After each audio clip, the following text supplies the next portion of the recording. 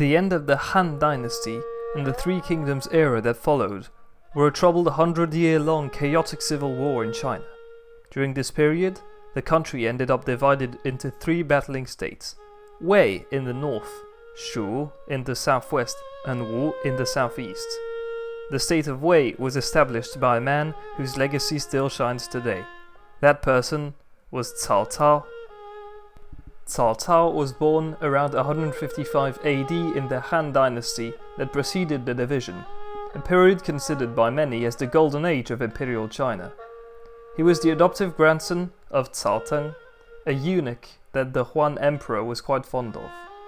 As an adolescent, he already showed strong intelligence and artistic senses, as he often indulged in music and hunting. He was, however, also boastful and challenged authority. He developed a strong friendship with a young Yuan Shao, who was to play a crucial role in his life. It is believed that on one occasion, Cao Cao and Yuan Shao interrupted a wedding ceremony and created panic by shouting that the thief was present. In the confusion, they kidnapped the bride and raped her. Due to the debauched behavior of Cao Cao, few people believed in him. Qiao Xuan, a military commander and state official, did however see the potential in the young man and told him to visit Xu Shao, another official famous for predicting and evaluating young talents. Cao Cao showed humility and respect, and the man predicted to him, "You would be a capable minister in peaceful times and an unscrupulous hero in chaotic times." When he was 20 years old, Cao was noted for his filial piety and incorruptibility, essential qualities according to Confucianism. He was made a mandarin and given control of the northern district of the capital city, Luoyang.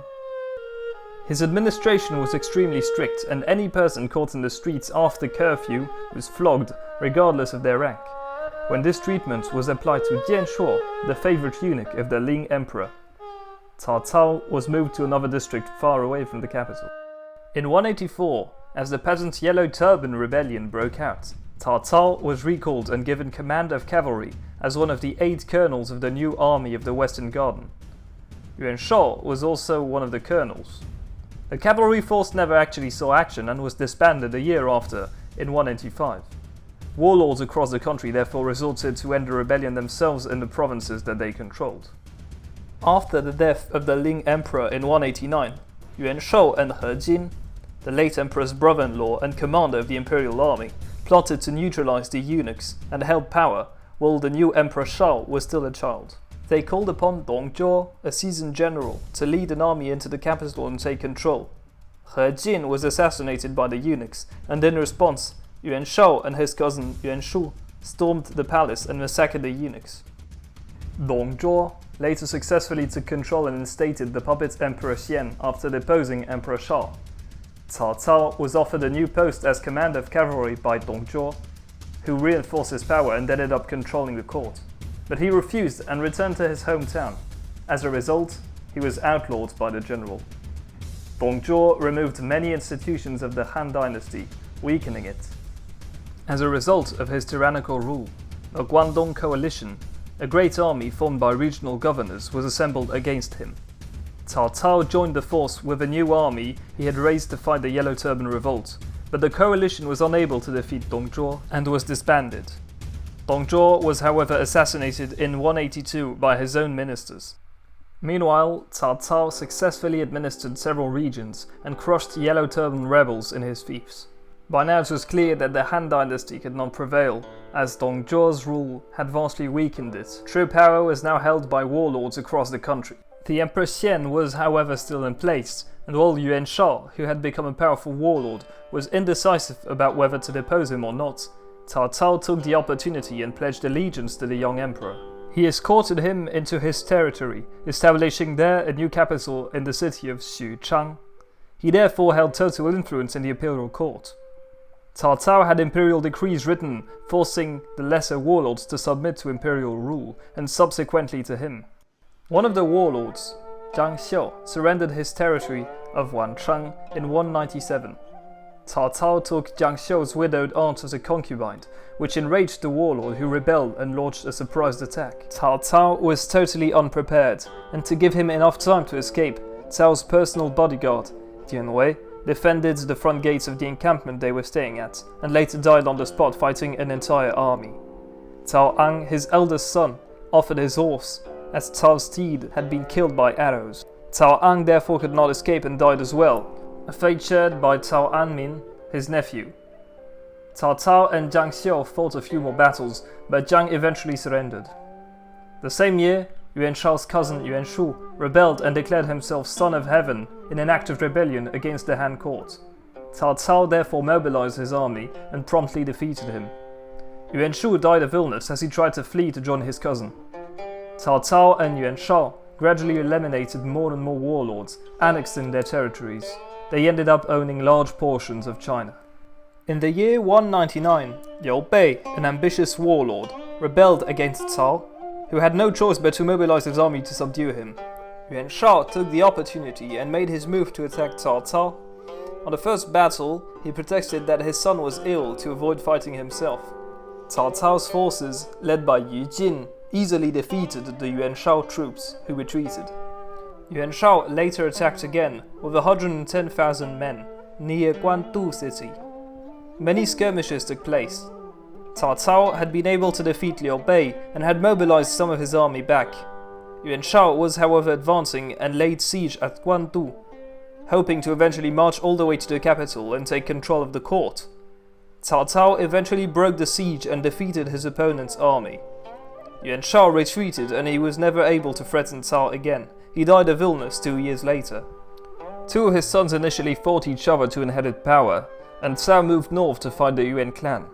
Several years of fighting went on, but in 207, Cao Cao's army won the decisive battle of White Wolf Mountain, leading to the annexation of all of China's north and east territories. With his north secured, Cao Cao now set his eyes on the south. At first he did not act, waiting for an opportunity to make a move against the three main remaining warlords. Sun Quan, Liu Biao, now strengthened by his new vassal Liu Bei as he had rebelled against Cao again, and Liu Zhang.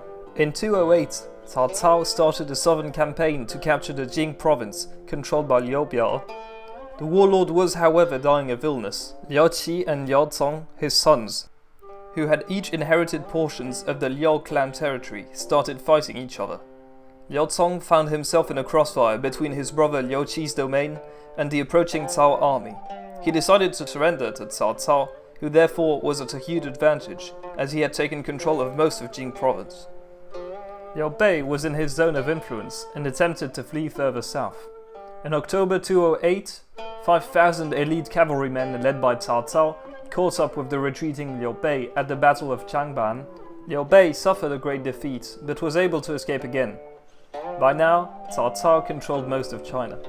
He then wrote a letter to Sun Quan, the last major warlord on Cao's path, in an attempt to intimidate him into surrendering.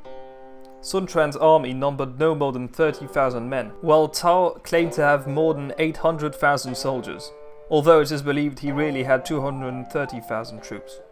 Going against the advice of his advisors, Sun Quan did not submit and formed an alliance with Liu Bei and Liu Qi.